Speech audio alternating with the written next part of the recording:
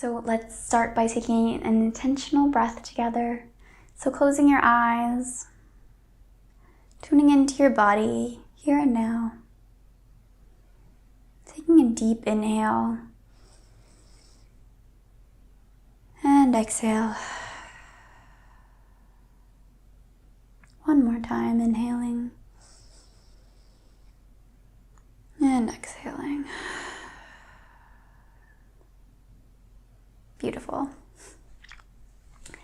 So today's video is really short, but I just wanted to talk to you today about something that I thought of while I was journaling, and I think that it's a really, really beautiful personification or metaphor of what's happening here in Earth.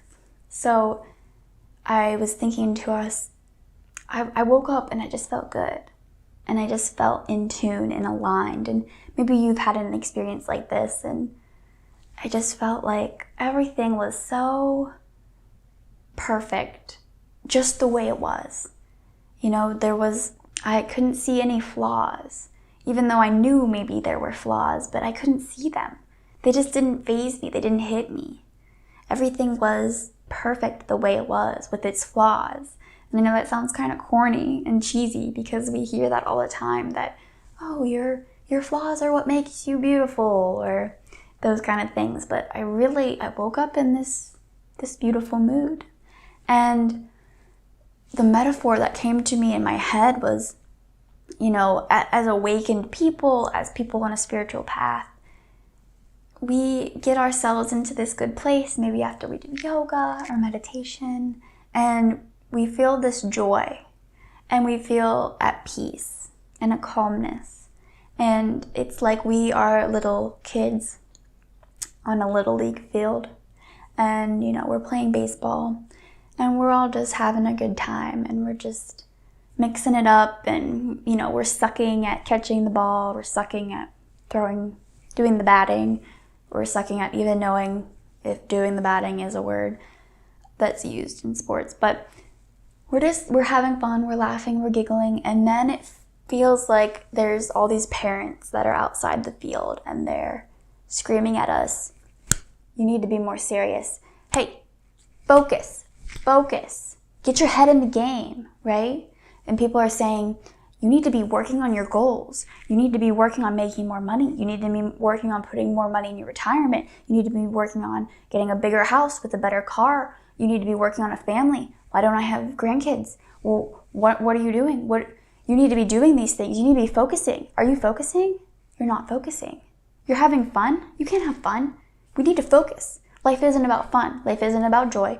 Life isn't about your yoga or your meditation. You need to focus on the goals. And I'm just going to keep screaming at you from outside the field until you start focusing. And then what happens?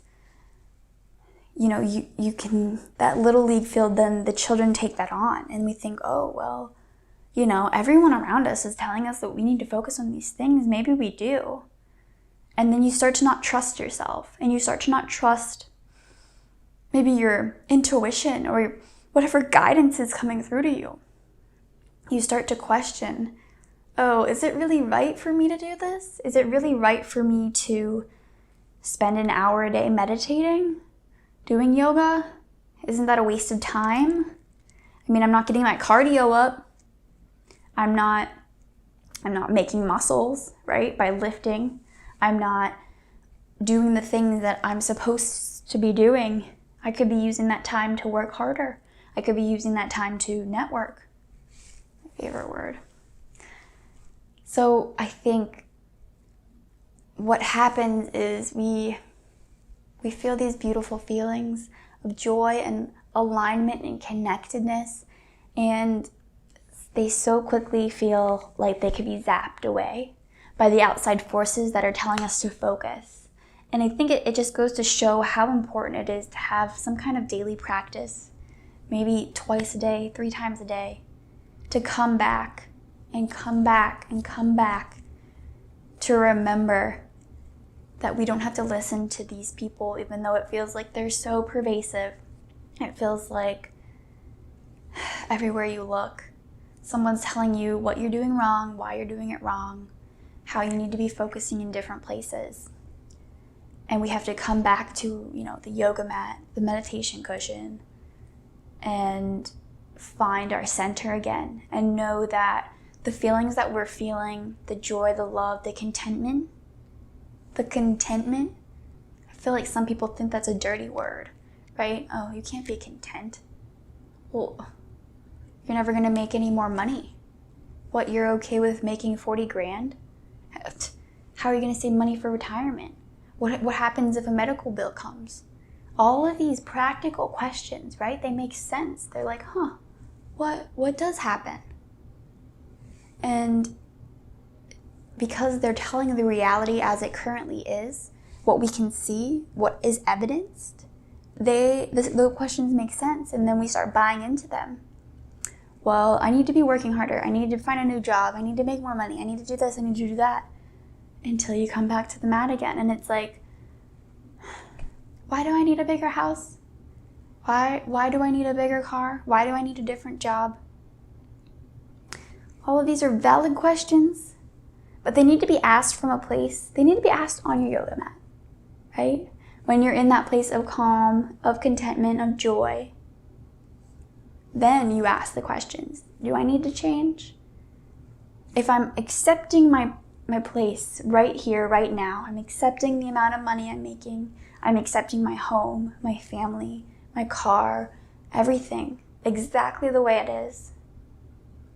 And I have a preference to maybe try a different job. I have a desire to make more money. Then that's beautiful, because that arises naturally. It's not something that needs to be forced. It's not something that needs to be led by scarcity, led by fear. Because when it's led by fear, you're always grasping, right? You're always like never quite there. But when it's a goal that's set because, hey, wouldn't it be cool? Wouldn't it be nice to have more money?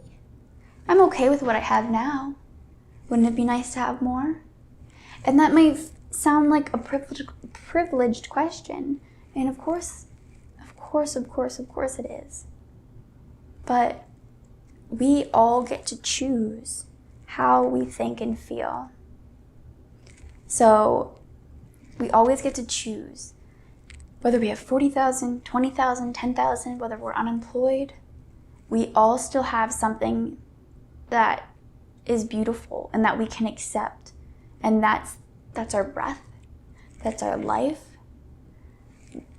At the end of the day, we can be grateful for our breath and our life and just having another day to try, to evolve, to change.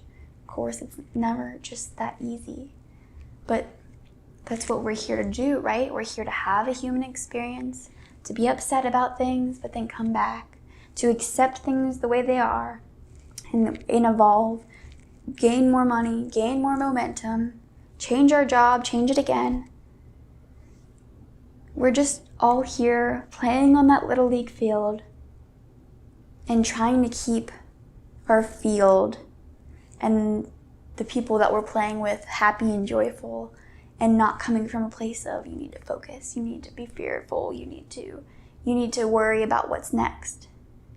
Because it's just not the way I want to live life. And maybe, I'll die one day and someone will tell me you were deranged and delusional, and that's not how life works. It was right for them to be telling you these things. And I'll just be like, okay, I accept it, right?